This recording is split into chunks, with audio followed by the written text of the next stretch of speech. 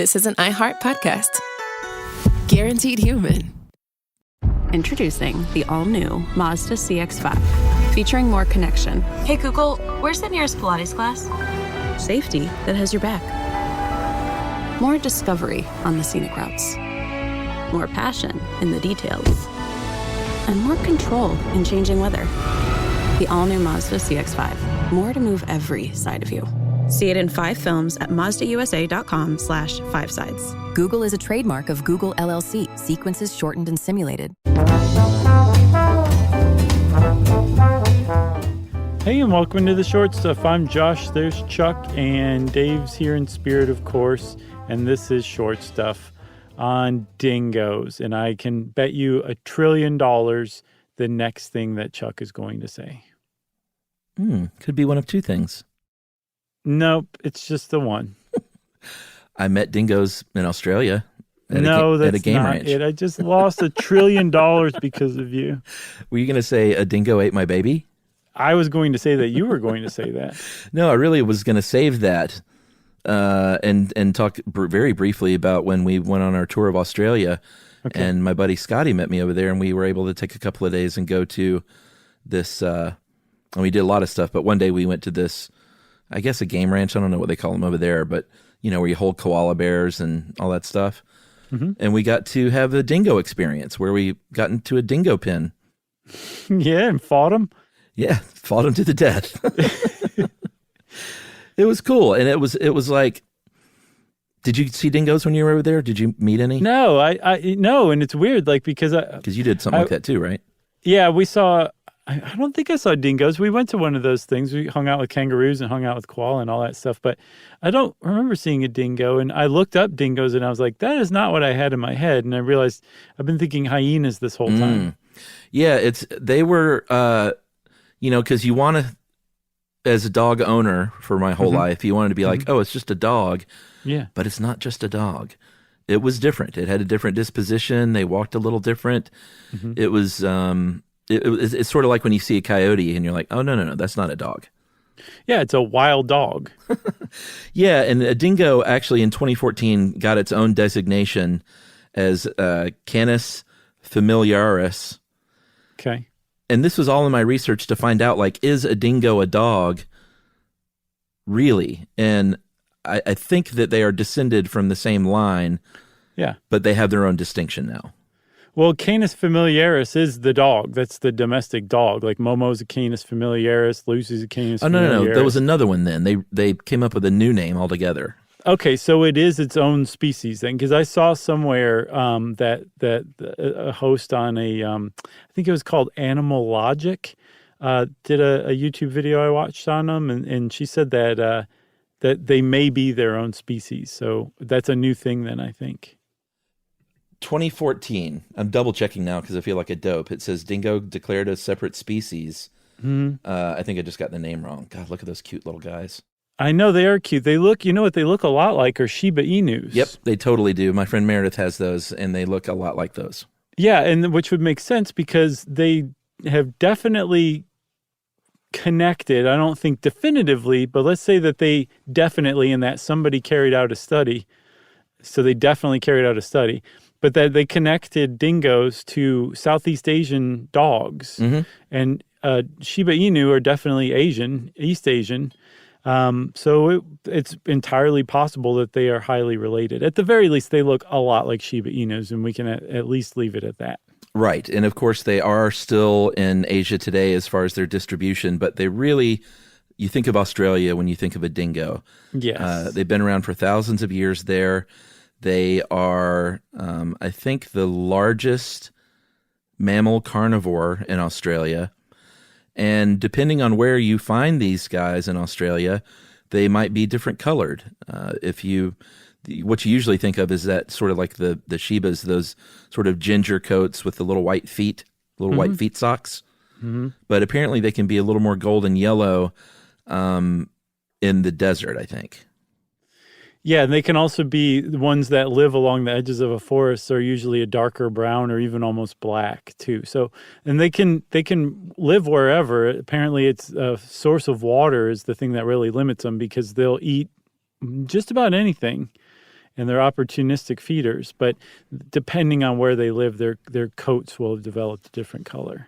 That's right. They breed once a year, and they have 5 or 6 little pups, and they'll raise them. They're cute. And they raise them in like protected areas, like a sheltered rock area. It says here that they can be raised in wombat burrows or rabbit warrens or hollow logs.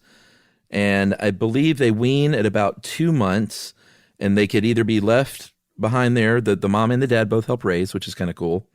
But at that 2-month period when they're weaned, they can either be abandoned or they might hang around for about a year and freeload on the couch. Right. Yeah. They're cute too, man. Have you seen like little dingo pups playing? Oh, boy. They're the best. They're really something. But yeah, I saw that between 6 and 7 months, they're basically totally equipped to be on their own if they need to be. That's right. They can wreak havoc. They're kind of known as a pest in Australia. Yes, especially if you're in the livestock industry. Yeah, they can wreak havoc on the livestock. And I don't know if it's still the biggest fence in the world, but at least at the time, the largest fence on planet Earth was erected to protect grazing lands, from protect those sheep from these dingoes.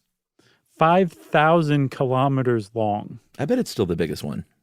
It's got to be. It's still up for sure, but it raised in the 19th century by the livestock industry saying like, dingoes, you stay over here.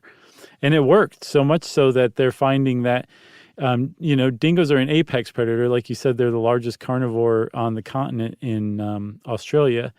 And as an apex predator, they kind of keep populations in check, and there's all sorts of knock-on effects. Like they hunt kangaroos, and apparently they found that kangaroos that aren't predated by dingoes tend to overeat, and the population can actually starve because they eat too much vegetation and strip the land of its vegetation.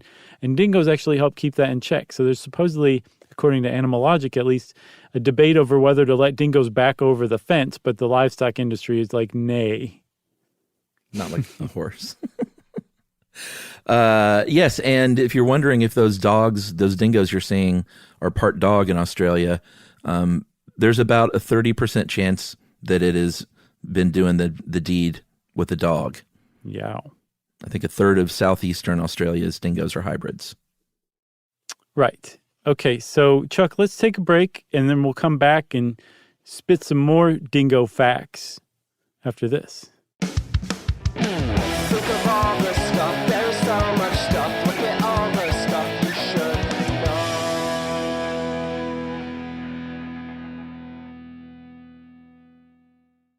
Spectrum Business keeps businesses of all sizes connected seamlessly with fast, reliable internet, advanced Wi-Fi, phone, TV, and mobile services. That's right. And Spectrum Business offers 100% U.S.-based customer support 24/7 to help you stay up and running. And they offer tailored connectivity solutions with packages built for your business budget. Yeah, so it's no wonder millions of business owners rely on Spectrum Business to keep them connected. Visit spectrum.com/business to learn more. Restrictions apply. Services not available in all areas. On eBay, every find has a story. Like if you're looking for a vintage band tee, not just a tee, the band tee from the last show your favorite band ever played. You wore it everywhere. Then your girlfriend started wearing it, which was cute, until she dumped you and took it with her, which was not so cute. Yeah, well, anyway, now you're on eBay. And there it is. Same tee from the same tour. Still living in your memory, rent-free forever. See, the things you love have a way of finding their way back to you. But eBay isn't just for getting whatever your ex-boyfriend or girlfriend stole back, right? No, it's also for that rare championship foul ball you caught, then heroically gave to the kid next to you. And where else are you going to find your first car? The one you wish you'd never sold. But now, finally get the chance to take it back home. For good this time. So shop eBay for millions of finds, each with a story. eBay. Things people love.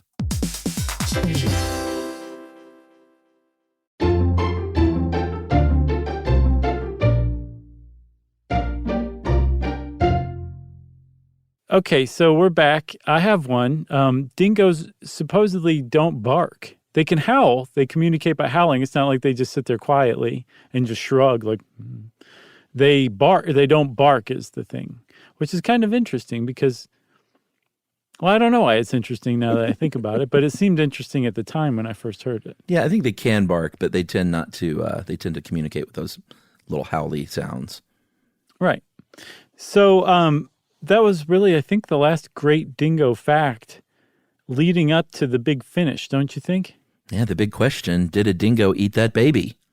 Well, tell everybody what you're talking about, especially the ones who haven't seen Seinfeld Right. or aren't fans of Meryl Streep. Yeah, there was a movie called, what was it, A Cry in the Dark in Just Cry in the Dark in 1988, where Meryl Streep played Lindy Chamberlain with the very famous salacious murder trial that happened in the 1980s when very, very tragically her young daughter, Azaria Chamberlain, was 9 weeks old and disappeared when they were camping in Australia. And she went to prison for murder. They said, they concluded, and this is without any kind of evidence whatsoever, they concluded that it was actually sort of a lack of evidence that helped convict her, that she slit her baby's throat in the car and then went back and was with her camping, with her family camping, and then went back into the tent and started screeching out the famous lines, a dingo either took my baby or a dingo ate my baby. Yes. And so Australia didn't show its best face on this initially. There was basically Australians just didn't believe at the time that dingoes would unprompted or unprovoked attack a human and carry off even a 9-week-old baby. It just didn't make sense. There was no record of them ever doing that. So it seemed unlikely to begin with. But I read also that there was apparently a bit of xenophobia against the Chamberlain family because they were Seventh-day Adventists, I think. So there were rumors that the daughter's name meant sacrifice in the wilderness, and just weird stuff like that, like nothing pretty. And the idea that Lindy Chamberlain was actually put in prison on just total circumstantial evidence is pretty significant. She was finally released, and I think the family was paid by the state because she got railroaded, and everyone knew she didn't actually do it. But there was just never any conclusive evidence that a dingo did eat her baby until another kid got attacked, right? Well, I didn't hear about that. One of the big pieces of a lack of evidence was the fact that she said that her baby had on what's called a matinee jacket. It's like a little cape cardigan thing that you put on a baby. All right. And they didn't find that thing anywhere. So they were like, she's lying because a mother knows how they dress their babies. And they recovered the baby clothes, but which had some blood on them around the neck, which is why they thought she slit her throat. But they didn't recover this matinee jacket, and so that helped convict her. And then in 1986, a guy was climbing in that camping area, fell to his death, and when they discovered the remains a few weeks later, they found that little matinee jacket. No way! And that helped spring her from prison. Okay. Well, then maybe it was the popular public opinion changed when it emerged that other kids had been attacked by dingoes or were later on. And then finally, I think in 2012, you dug up a New York Times article that the fourth coroner's inquest into the death of Azaria Chamberlain finally vindicated Lindy Chamberlain, said that no, a dingo did kill this little girl, and it's definitely not her mom, and they amended her death certificate finally. Yeah, final true vindication. Yeah, but apparently Lindy Chamberlain was like, I'm not giving up. I'm going to keep agitating for these coroner inquests until I'm finally exonerated, and she finally was. So that's dingoes. You can try and schnoog on them like dogs, but the ones at this game ranch weren't dogs. They didn't want to schnoog as much. Okay, good advice. I pulled out all the stops. I know all the tricks. You tried to give him pepperoni? Yeah, I gave him all the scritches in all the right places. And they were just like, okay, I'll be over here. Yeah. Thanks, human. Let's stop doing this immediately. And speaking of let's stop doing this immediately, Short Stuff is out. Stuff You Should Know is a production of iHeartRadio. For more podcasts from iHeartRadio, visit the iHeartRadio app, Apple Podcasts, or wherever you listen to your favorite shows.